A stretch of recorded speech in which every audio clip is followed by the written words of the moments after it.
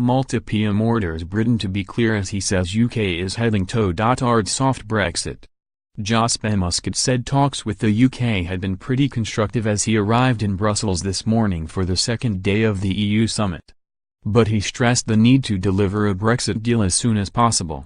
He told reporters, "We all expressed our feeling that we were grateful to Prime Minister May for her commitment.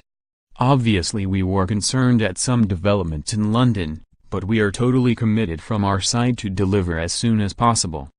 EU Someone Live when quizzed over the round of applause received by Theresa May last night from EU leaders, he said, "I'm not here to give a blow-by-blow account, but I think there was appreciation from everyone that we have moved forward."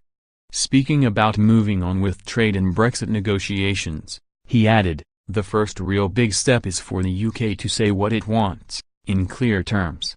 I think if this happens in the next few weeks we can start in earnest, and by March we will have a very clear European position."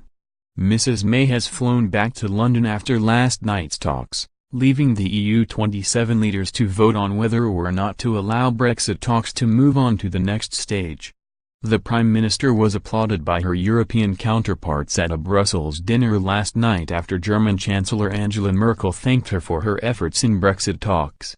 Last week, the European Commission agreed that sufficient progress had been made on divorce issues to move Brexit negotiations onto the second phase after overnight talks by Mrs. May and Mr. Juncker. But Mrs. May suffered a setback on Wednesday night when the government was defeated in a Commons vote over the Brexit bill.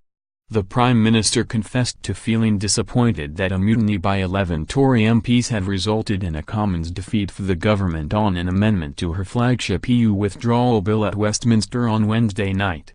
Mr. Muscat said the vote, forced through by Tory rebels, complicates things and meant the UK is now heading for a softer Brexit. He told Sky News, "It complicates things. This amendment complicated things in terms of a timetable. It doesn't make things easier but would be put into the equation.